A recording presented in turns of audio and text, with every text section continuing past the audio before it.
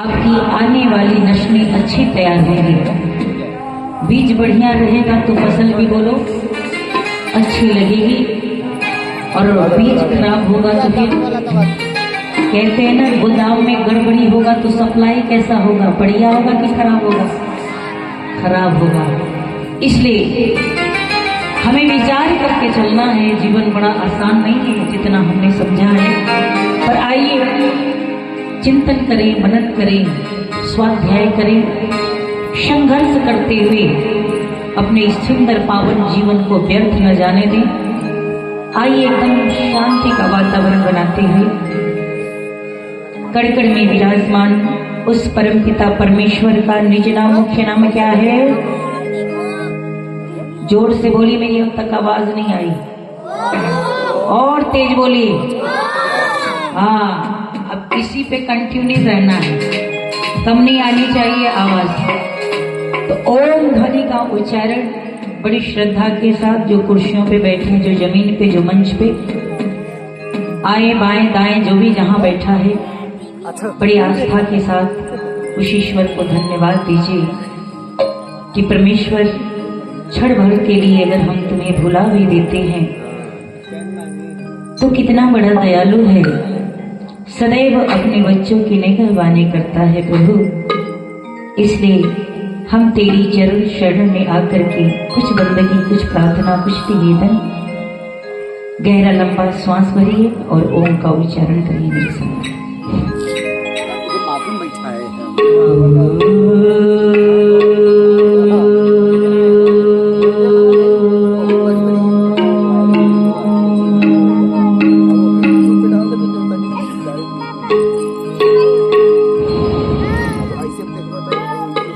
पुनः एक बार आपकी आवाज आनी चाहिए, जीवा को पवित्र कीजिए, ओम का उच्चारण करिए।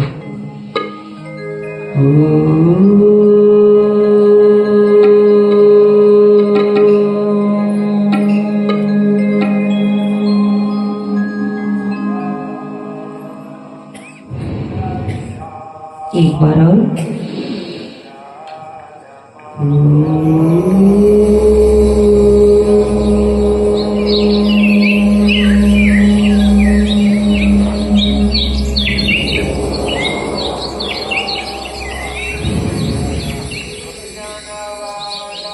गायत्री मंत्र जिनको कंठस्थ है मेरे साथ मिलकर के बोले। ओम भूर्भुवः स्वः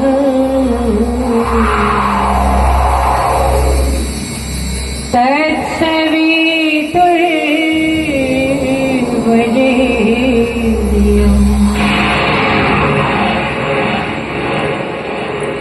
भर्गो देवस्य धीमहि धियो यो नः प्रचोदयात्। ओम विश्वानि देव संतरे दुरितानि परासुभ यद्भद्रं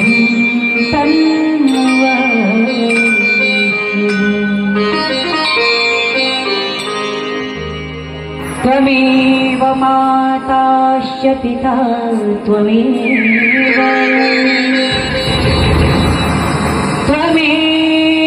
बन्धोश्च सखा त्वमेव विद्या द्रविणं त्वमेव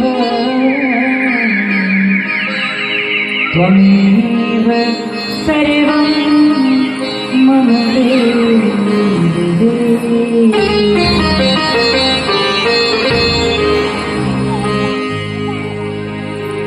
मंच पर विराजमान जिनके विचारों को मुझसे पूर्व आप लोग श्रवण कर रहे थे, प्रज्ञा चक्षु बड़े ही स्नेही, और देखिए आपको मजीरे पे भी संगत कर रहे हैं, कोई अहंकार नहीं। इतना सुंदर जीवन, बहुत ही त्याग में मूर्ति आदरणीय राम सेवक जी आर्य, जंगीगंज से हमारे बीच बहुत सारे विद्वद्गण पधारे हैं। मैं सभी का सामूहिक रूप से अभिनंदन और स्वागत करती हूँ। आर्य समाज पकड़ी कला के भाई दिनेश जी एवं उनका समस्त परिवार एवं सभी समाज के पदाधिकारीगण, मंच पर उपस्थित हमारे सभी कलाकार बंधु और हमारे इस सुंदर वैदिक परिसर में सुंदर उपस्थिति दर्ज करा रहे हमारे सभी आर्य भद्र पुरुषों, पूजनीय अर्चनीय वंदनीय मातृशक्ति प्यारे बच्चों, कार्यक्रम का ये दूसरा दिन और दूसरे दिन के अंतिम कड़ी में हम सब बैठे हैं। कौन उतरने वाला? सबकी नजरें गाड़ी की तरफ है। कोई विशेष आदमी बुलाकर लाओ जी, बैठाओ, आसन दो, सबका स्वागत। क्यों जी? सबका साथ सबका विकास। विकास आर्य समाज भी कहता है अपनी उन्नति में सर्वोन्नति में रहो, सबकी उन्नति चाहो, विश्व का कल्याण करो। बड़ा भारत माता की। हाँ, भूले नहीं आप तो, वही उद्गार भरा। बहुत सुंदर व्यवस्था, बड़ा आनंद आ रहा था। मैं भजन सुन रही थी। भारत की संस्कृति कितनी महान है, जिसको माता की उपाधि दिया गया। किसी भी देश को माँ की उपाधि नहीं मिली बंधुओं, पर भारत की भूमि, भारत की धरा, जिसमें राम खेले, जिसमें कृष्ण खेले, जिसमें न जाने कितने संत महापुरुषों ने अपना जीवन दे दिया। एक देश जो हमारे भारत से जुड़ा है उसका नाम है नेपाल। उसको भी माता कहते, क्योंकि हमारे संस्कारों से जुड़ा और हमारे जानकी का ससुराल हो जाता है। उनका मैका ए नंदनी कुमारी हमारी मिथिलांचल से गई और जनकपुर में, बोलो, जनकपुर में पली और अयोध्या नगरी में जा करके अपनी खुशबू संस्कारों से फैलाया। इसलिए नेपाल को भी माता कहा जाता। अभी मैं वीरगंज में गई थी तो वहां भी जैसे आप भारत माता बोलते हैं तो वहां नेपाल माता बोल के जयकारा लगाया जाता है। तो आपकी संस्कृति कहाँ कहाँ नहीं लोग पूछते हैं, लेकिन आज जिस संस्कृति में हम पल रहे हैं उसी संस्कृति को भुला दिया। क्यों जी? पहले हमारे शरीर पर 3 धागे हुआ करते थे, जिसको हम जनेऊ कहते थे। चोटी हुआ करती थी, सिखा हुआ करता था, यार बड़ी निशानी होती थी। पर आज तो चोटी नहीं रही। क्यों जी?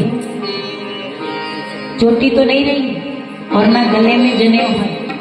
अब तो बड़े बड़े बाल भी हो गए और गले में देखो कितनी बड़ी बड़ी मालाएं लड़के पहनते हैं, है ना जी? कान में बाली भी पहनने लगे और तुम्हारा ड्रेस भी पहनने लगे।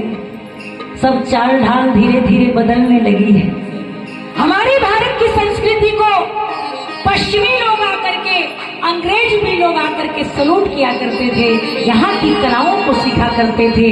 जब भारत की नारी निकलती थी तो व्यक्ति जान जाता था, हाथ जोड़ करके नमस्ते करता था, ये भारत की विदुषी नारी है। और आज की बेटियां अगर घर से बाहर निकलती हैं जी, ऊपर से हाफ और नीचे से साफ, पता ही नहीं चलता कि ये भारत की है कि बोलो पाकिस्तान की। बच्चे बिगड़ रहे हैं, बच्चे बिगड़ नहीं रहे, माता पिता का भी बोलो बिगड़ापन है। अगर माता पिता न बिगड़ते तो बोलो बच्चे बिगड़ते क्या? तो कहीं ना कहीं दोष पेरेंट्स में भी है, माता पिता में भी। मैं विचारों को आगे बढ़ाऊंगी, पर मैं उपकार उस ऋषि दयानंद का देना चाहती हूँ। एक बेटी इस मंच से आपको कुछ बोल पा रही है तो सिर्फ और सिर्फ गुरुवर देव दयानंद की कृपा है। क्यों? क्योंकि किसी ने पैरों की जूती बताया, किसी ने श्रृंगार का, सजावट का सामान बता दिया, लेकिन वारे देव दयानंद तुम्हें यज्ञ की ब्रह्मा बना करके खड़ा किया।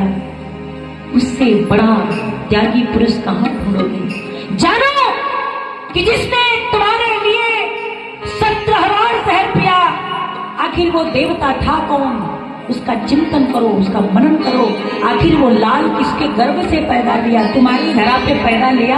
आज पूरा विश्व उसकी गाथा को गा रहा है। मैंने वो गीत लिखा है, मैं उसी गीत से प्रारंभ करती हूँ।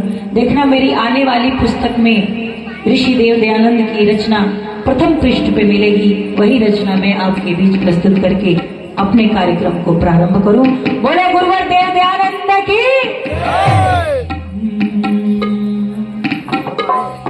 कि सच्चाई का डंका बजा कर गया है,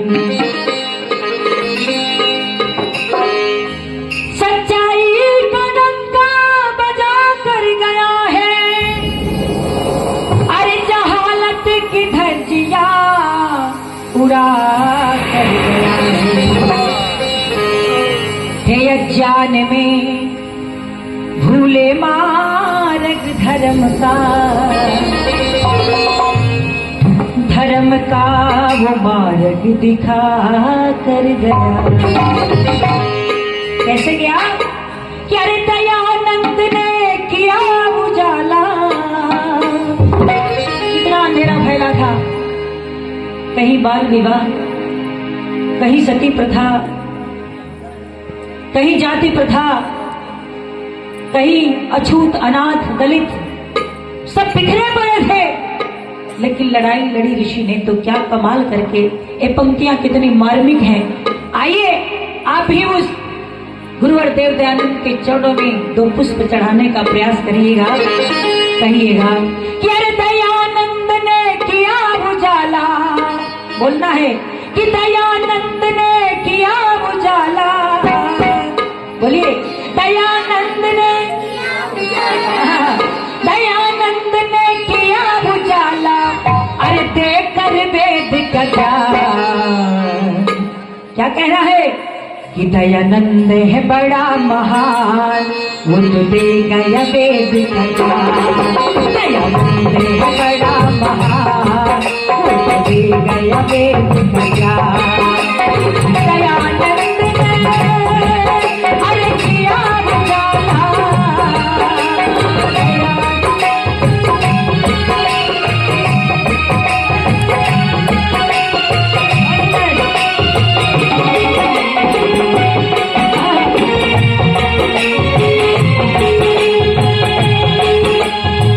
दोनों हाथ ऊपर उठाइए ऋषि देव दयानंद के लिए। ये तालियां भी कम पड़नी चाहिए। वारे देव दयानंद, नहीं है लफ्ज़ कहने को, तेरे एहसान कितने हैं, खत्म होगी उम्र की, तेरे एहसान इतने हैं। गुरुवर देव दयानंद, आपकी आवाज जब तक नहीं आएगी मैं 1 घंटे यही पंक्ति दोहराऊंगी। दयानंद ने किया उजाला। हाँ, दयानंद ने किया उजाला।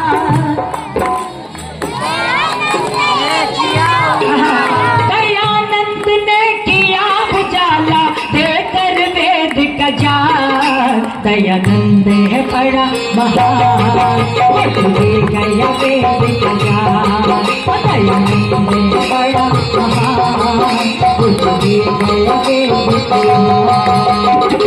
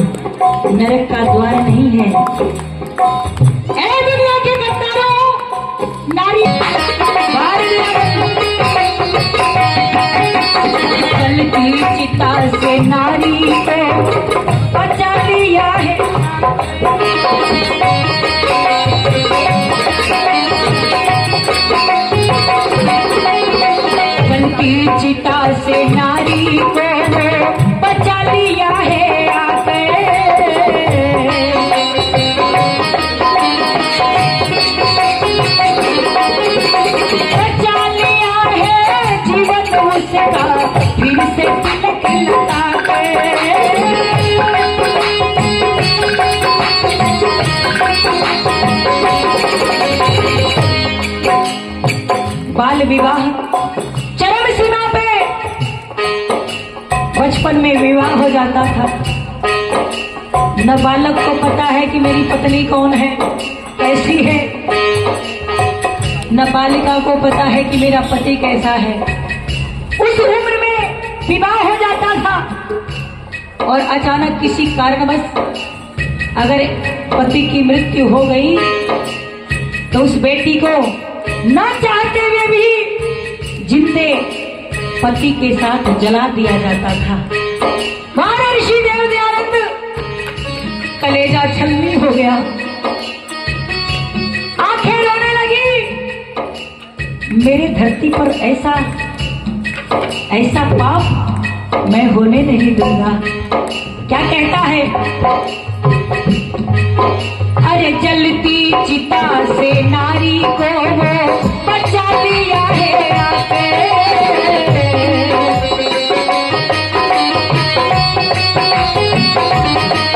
अरे बचा लिया है जीवन उसका, फिर से तिलक लगा कर।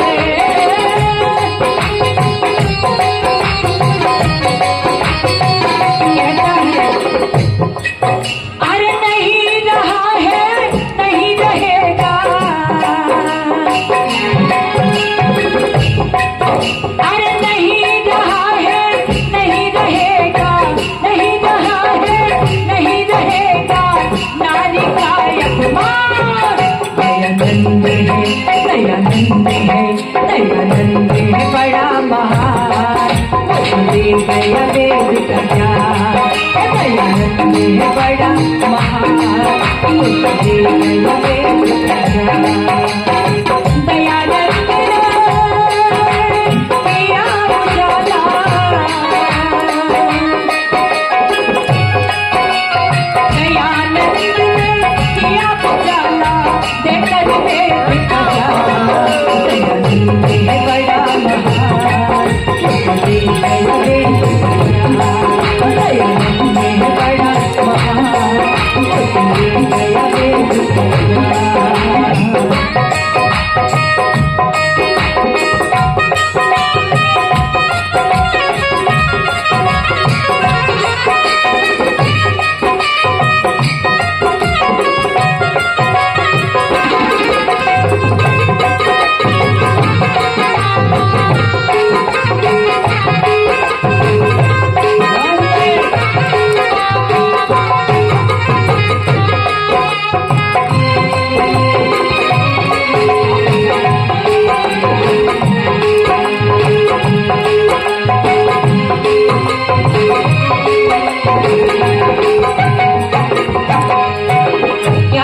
मेरे ऋषि का था, मेरे इस धरा को सोने की चिड़िया कहा गया और यहाँ के बच्चे भूखे सो जाएं, ऐसा नहीं हो सकता।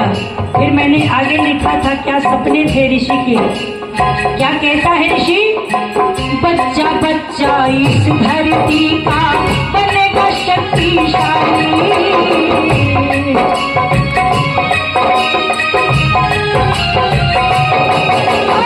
बच्चा बच्चा इस धरती का बनेगा शक्तिशाली।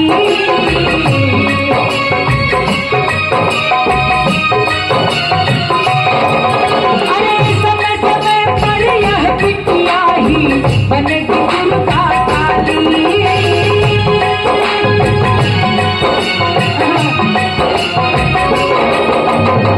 मेरी बेटियों, मेरी बहनों, ये जो मंदिर वाली काली की पूजा तुम कर रही हो ना, मेरी माँ पहाड़ों वाली है, मेरी माँ शेरों वाली है। अरे अपने अस्तित्व को देखो, जब अपने पे आ जाती है तो यही बेटी कभी दुर्गा बन जाती है, कभी काली बन जाती है, कभी बोलो माँ लक्ष्मी का रूप धारण कर लेती है। क्यों जी, होता है कि नहीं? सास बहू में जब झगड़ा होता है ना जी, तो कहती है सास की आओ मैं टस का मस नहीं होंगी, है ना जी।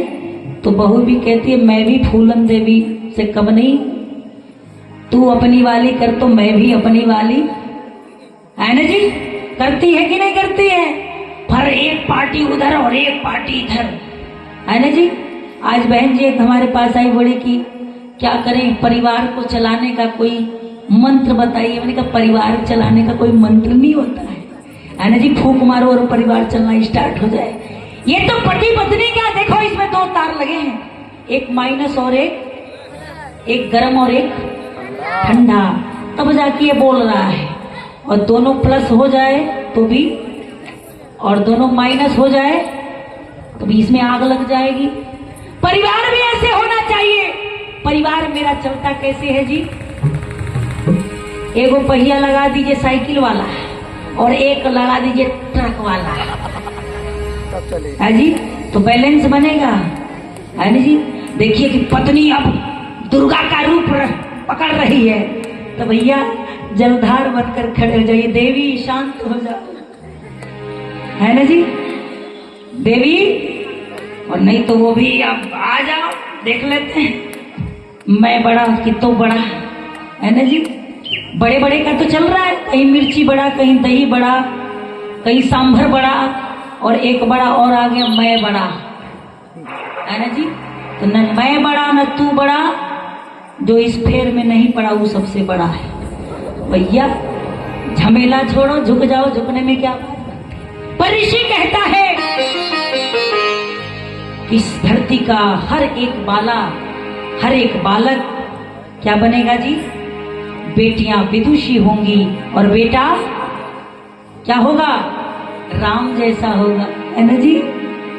बाबूजी पियत होके दारू, फूको था के सिगरेट, और कहे भगवान बेटा अगर देना तो राम के जैसन देना। भगवान भी क्या बड़ा चापलूस है ना, इसका तो गोदाम में सब गड़बड़ है और सप्लाई माल अच्छा चलता है ना जी। तो याद रखना कि अपनी करनी का फल है आपकी रुसवाइयां, और आपके पीछे चलेंगी आपकी परछाइयां। अरे जो बोया है वही तो काटोगे, और सूद समेत काटना पड़ेगा।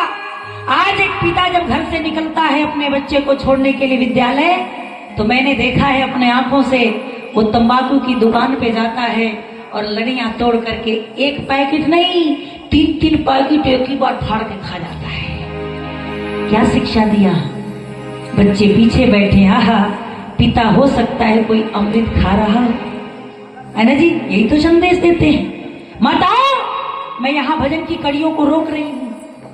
आप बताना कि जब गर्भ से बच्चा पैदा लेता है तो डॉक्टर सबसे पहले क्या कहता है जी, कि सबसे पहले इसको माँ का स्तनपान कराओ।